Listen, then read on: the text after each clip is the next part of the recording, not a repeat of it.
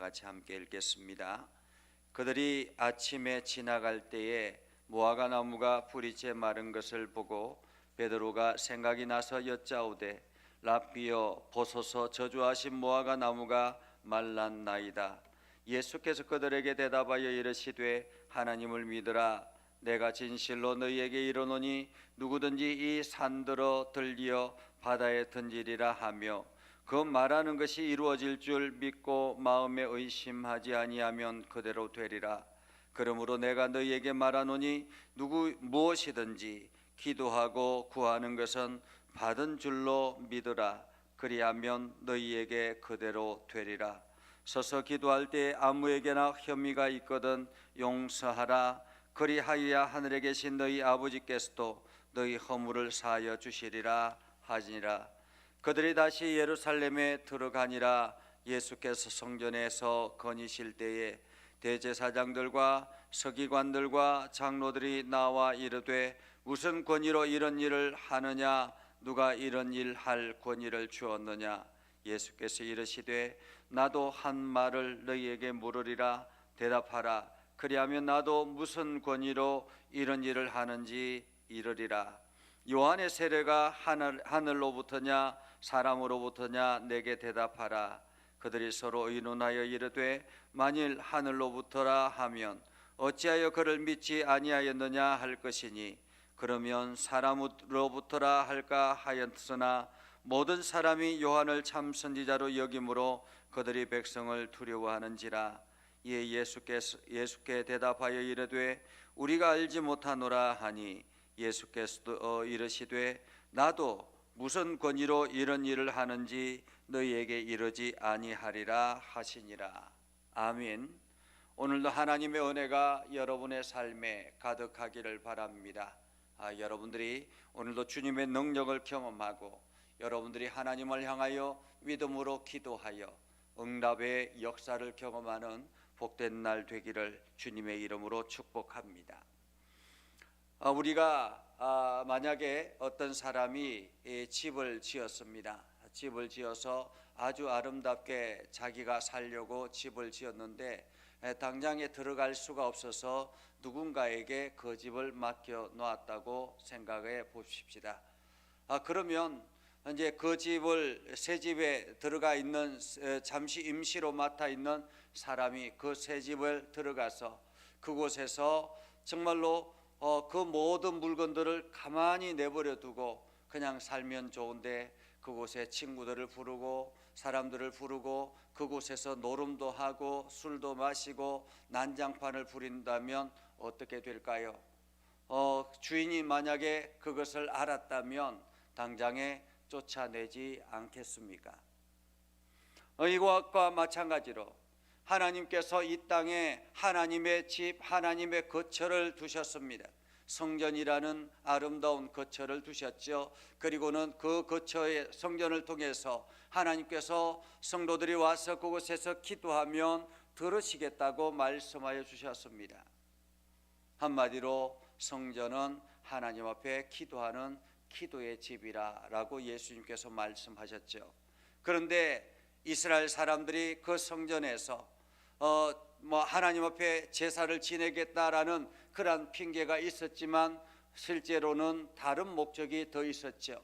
성전에서 세를 받고 또 물건을 파는 사람들을 들임으로 인해서 거기에 대해서 또 일부를 받아들이고 그러면서 점점 자기네들의 수입이 많아지면서 자기들의 수입을 챙겨나가기에 급급했던 종교 지도자들이 있었습니다. 그러면서 어느 성가 어느 때부터인가 성전은 6월절이나 절기가 되면 성전은 온통 난장판이 되어 있었던 것입니다. 장사치들로 난장판이 되어 있었죠.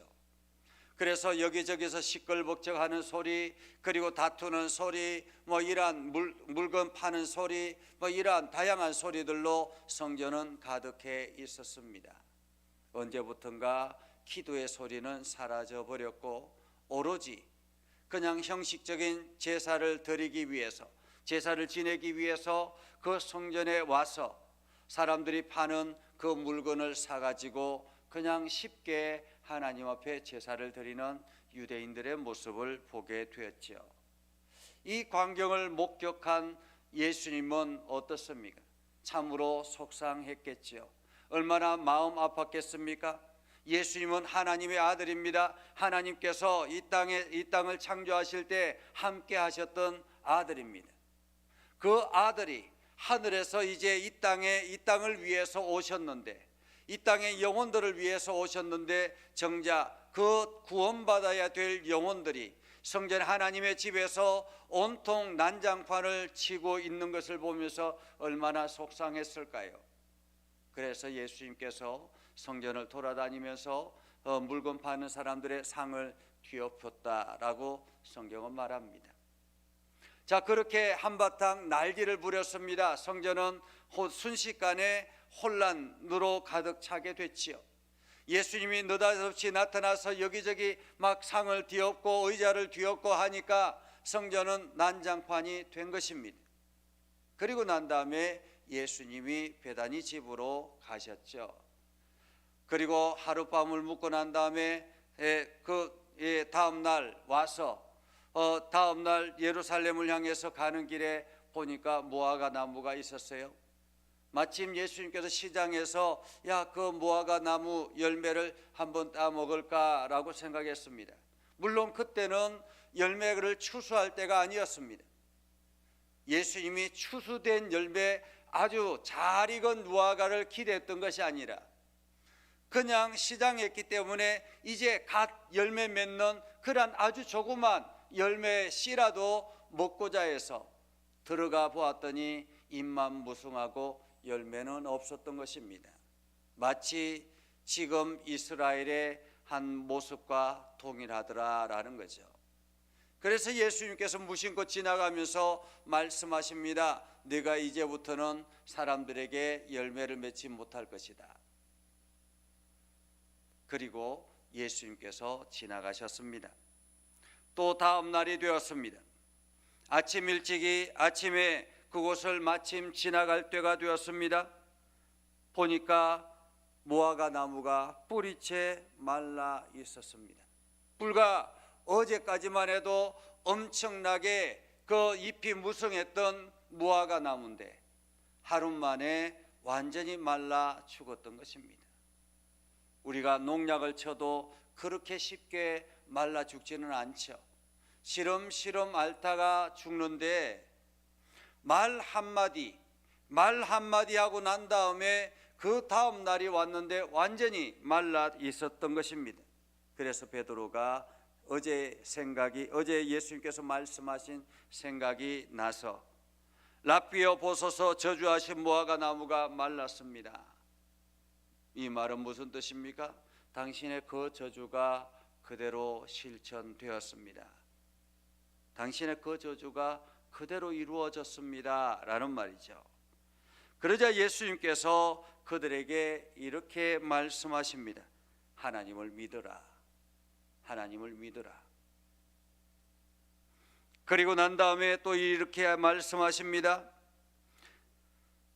누구든지 이 산을 들리어 바다에 던지라면 그 말하는 것이 이루어질 줄 믿고 마음에 의심하지 아니하면 그대로 되리라. 이 말씀은 무슨 뜻입니까? 믿음으로 선포하면 그대로 될 것이다 라는 것입니다. 믿음으로 선포하면,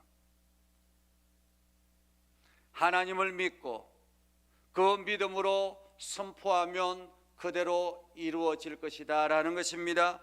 의심하지 아니하면 하나님의 말씀을 의심하지 아니하면 그대로 될 것이다 라는 것입니다. 그리고 뒤이어서 말씀하죠. 무엇이든지 기도하고 구하는 것은 받은 줄로 믿으라. 그리하면 너희에게 그대로 되리라. 하나님께서는 우리들에게 무엇이든지 구하라고 말씀해 주셨습니다. 무엇이든지 구하라. 그런데 구하는 거기에 사람의 자세가 있습니다. 어떤 자세로 구하느냐? 우리가 기도하는 기도의 대상은 누구입니까? 이 땅을 창조하신 하나님이십니다. 이 땅의 주인 되신 하나님이십니다. 모든 육체를 다스리는 하나님이십니다. 모든 자연을 다스리시는 하나님이십니다. 그 하나님 앞에 기도하는 것입니다. 그런데 하나님께서 그 하나님 앞에 기도할 때 믿음으로 기도하라라는 것입니다. 믿음으로. 하나님이 살아계시다라는 것을 믿고, 하나님께서 나의 삶을 주관하고 계시다라는 것을 믿고, 하나님께서 나를 구원하셔서 하나님의 백성 삼아 주셨다라는 것을 믿고, 예수 그리스도께서 나를 위해서 십자가에 달려 죽으셨다라는 것을 믿고 믿음으로 기도하라라는 것입니다. 믿음으로 기도하라. 그리고 의심하지 말아라라는 것입니다. 신앙인들은 믿음으로 기도하는 사람들입니다. 신앙인이라는 말은 내가 하나님을 믿음으로 믿고 그대로 믿음으로 믿고 기도하는 것입니다. 선포하는 것입니다. 그래서 오늘도 하나님께서 내 입술을 통해서 선포하는 그 선포가 능력이 있는 것이죠. 왜 능력이 있습니까? 나 인간 자신의 입술로는, 인간 자신의 언어는 아무런 능력이 없습니다. 그러나 내 말에 능력이 있는 것은 예수님의 권위가 내 삶 가운데 함께하고 있기 때문에 그런 것입니다. 예수님께서 나와 함께 하시고 내 입술을 주장하고 계시고 내 입술을 통해서 선포되어지는 것은 곧 예수님의 언어이기 때문에 능력이 있고 권위가 있는 것입니다. 그래서 우리는 믿음으로 구하라라고 말씀합니다. 믿음으로 구하라. 그런데 믿음으로 구하는데 우리 자신을 돌아보라라고 말합니다. 서서 기도할 때에 아무에게나 혐의가 있거든, 다시 말하면 어떤 사람과 등진 일이 있거나 원수진 일이 있거나 하면 하늘에게 그 사람을 용서하라라는 거예요. 그 사람을 용서하라. 그러면 하늘에 계신 너희 아버지께서도 너희 허물을 사하여 주시리라. 그렇다면 오늘 이 말씀은 우리가 조금 전에 하나님 예수님께서 기도하라, 믿음으로 기도하라, 그러면 이루어 주실 것이다 라고 하는 이 것과 용서하라고 하는 것과 어떤 것이 먼저일까요? 어떤 것이 먼저일까요? 용서하는 것이 먼저입니다. 내가 원수진 사람, 내가 미워하는 사람, 나를 속상하게 하고 나를 상처 주었던 사람, 그 사람을 용서하는 것이 먼저입니다. 왜 그렇습니까? 내가 그 사람을 용서할 때 하나님께서도 나의 허물을 사하여 주신다고 말씀하여 주셨기 때문에, 내가 용서할 때 비로소 온전한 그리스도인이 되고, 내가 이웃을 용서하고 내가 원수를 용서할 때 내가 온전한 그리스도인이 되어서 그 그리스도인으로서의 온전한 믿음을 가지고 하나님 앞에 기도할 때, 선포하며 나아갈 때 그대로 되리라라고 말씀하고 있는 것입니다. 그래서 신앙인들은 예수 그리스도의 이름의 권세를 가지고 나아가는데, 그 권세는 내가 이웃을 용서하고 하나님의 사랑으로 회복되어질 때 주어지는 권세인 것입니다.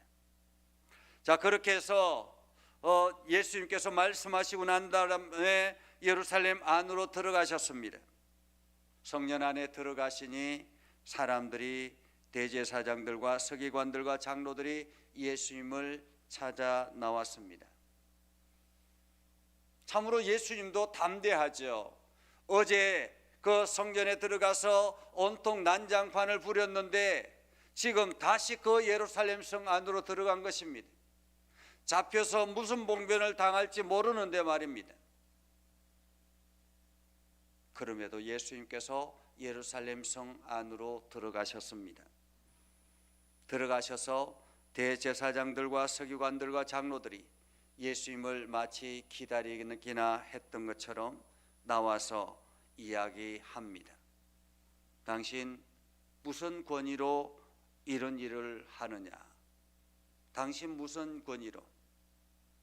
너는 무슨 권위로 이 성전을 이렇게 만드느냐, 혼란스럽게 하느냐, 너는 무슨 권위로 이 성전을 난장판으로 만드느냐라는 것입니다. 어쩌면은 이 대제사장들과 서기관들과 장로들은 지금 예수님이 성전을 난장판으로 만들고 있다라고 생각했던 것입니다. 정작 자기들이 성전을 난장판으로 만들 것은 생각하지 아니하고 말입니다. 예수님께서는 성전 정결 사건을 행하셨음에도 불구하고, 성전을 정결하게 하셨음에도 불구하고 이 사람들은 예수님이 성전을 난장판으로 만들고 있다는 것입니다. 가끔 그런 사람들이 있습니다. 교회 안에서 자기만 잘났다고, 자기만 정직하다고 그러면서 교회를 난장판으로 만드는 사람들이 있습니다. 그러면서 교회가 잘못한다고, 교회가 이렇게 해서는 안 된다고 교회를 난장판으로 만드는 그런 사람들이 있죠. 자기의 잘못을 알지 못하면서 말입니다. 오늘 대제사장들과 서기관들과 장로들이 바로 그런 사람들이었습니다. 자기들이 이 성전을 난장판으로 만들고 장사하는 사람들로 만들고 이 성전을 기도하는 집이 아닌 온통 상인들의 집으로 시장으로 만드는 그러한 사람들이었음에도 불구하고 지금 예수님에게 다그쳐서 묻는 것입니다. 무슨 권위로 이런 일을 하느냐? 누가 시켰느냐라는 말이죠. 누가 시켰느냐? 그러자 예수님께서 나도 그러면 한마디 질문하겠다라고 이야기합니다. 나도 질문하는데 너희가 이 질문에 대답을 하면 나도 거기에 대해서 대답하겠다라는 거죠. 그러면서 예수님께서 이야기합니다. 요한의 세례가 하늘로부터냐 사람으로부터냐? 사실 이 요한의 세례가 이해가 돼야 예수님의 말씀을 이해할 수 있는 거거든요. 그런데 요한의 세례조차 알지 못하면 예수님이 아무리 메시아라고 이야기를 해도 그들이 믿지 않는 것입니다. 그들이 세례 요한이 예수님을 메시아로 인정하고 그의 길을 닦으러 왔다라고 말씀하셨던 그 이야기를 이 사람들이 믿는다면 충분히 당신을 드러낼 수 있었을 텐데 지금 그 이야기를 하는 것입니다. 요한의 세례가 하늘로부터냐 사람으로부터냐? 그러자 그들이 의논합니다. 하늘로부터라 하면 어찌하여 그를 믿지 아니하느냐? 사람으로부터라 하면 어찌하여 참 선지자인데 너희가 그를 그대로 내버려 두었느냐? 요한을 참 선지자인데 왜 죽게 내버려 뒀느냐라는 거죠.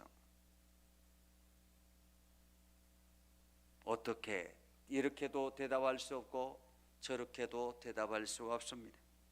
가끔씩 예수님께서 이렇게 질문으로 사람을 곤란하게 할 때가 있습니다. 질문으로 아무것도 대답하지 못하게 만들 때가 있습니다. 어쩌면 오늘 이 요한의 세례가 하늘로부터냐 사람으로부터냐라는 이 질문 하나가 이 사람들에게는 큰 올무가 됐던 것입니다. 그들이 두려워서, 사람들이 두려워서 우리는 대답하지 못하겠다, 우리는 모르겠다라고 이야기합니다. 그러자 예수님께서도 나도 무슨 권위로 이렇게 일하는지 너희에게 말하지 않겠다. 왜냐하면 아무리 하나님께서 나를 보내셨다라고 한들 이들이 예수님을 메시아로 받아들일 마음이 준비가 되지 않았기 때문에 그런 것이죠. 오늘 우리는 예수 그리스도의 권위를 가지고 세상으로 나아가는 하나님의 거룩한 백성들입니다. 그렇기 때문에 오늘 우리는 이 성전 앞에 있는 이 무화과 나무처럼 열매 없는 무화과가 되어서는 안 되는 것입니다. 잎만 무성한 나무가 되어서는 안 되는 것입니다. 예수님의 권위를 가지고 세상을 향하여 나아갈 때 오늘도 우리는 그 권위를 가지고 선포하며 나아가는데 그 속에 하나님의 능력, 하나님의 사랑, 하나님의 은혜가 가득하게 되는 것입니다. 그래서 우리의 입술을 통해서 선포하며 나아갈 때마다 그 권위를 가지고 선포하기 때문에 그 권위의 선포가 힘이 있고 능력이 있고 역사가 일어나는 것입니다. 그래서 오늘도 여러분들이 이 여러분의 입술을 통해서 어떤 문제든지 믿음으로 선포하고 예수 그리스도의 이름의 권위를 가지고 선포하며 나아갈 때 하나님의 놀라운 은혜가 여러분의 삶 가운데, 하나님의 놀라운 기적의 역사가 여러분의 삶 가운데, 하나님의 놀라운 능력의 삶이 여러분의 삶 가운데 가득하기를 주님의 이름으로 축복합니다. 기도하겠습니다. 거룩하신 아버지 하나님, 오늘도 우리 가운데 함께 하시고 하나님의 은혜를 부어주셔서 믿음 안에 결단하며 나아가게 해주심을 감사합니다. 하나님, 우리가 예수 그리스도의 이름의 권위를 가지고 세상을 향하여 나아갑니다. 우리의 입술을 열어서 선포하게 해주시고 우리가 믿음으로 선포하게 해주셔서 의심하지 아니하고 선포하게 해주셔서 날마다 하나님의 능력이 우리를 통해서 세상에 나타나게 하옵소서. 아버지 하나님, 우리에게 믿음을 더하여 주시옵소서. 우리에게 믿음을 더하여 주시옵소서. 하나님의 능력을 의지하며 나아가기를 소망합니다. 하나님, 우리에게 능력을 허락하여 주셔서 오늘도 믿음의 기도를 통해서 하나님 하늘 문을 열어 주시옵소서. 하늘 문을 열어 주시옵소서. 날마다 하나님의 영광을 경험케 하여 주시옵소서. 예수님의 이름으로 기도드리옵나이다. 아멘. 이제는 우리 구주 예수 그리스도의 은혜와 하나님 아버지 극진하신 사랑과 성령님의 감화 감동 역사 위로 교통하시며 은혜가 주의 말씀 의지하며 나아가는 믿음의 백성들 위해 하는 모든 일들 위해 영원토록 함께 하옵시기를 간절히 축원하옵나이다. 아멘.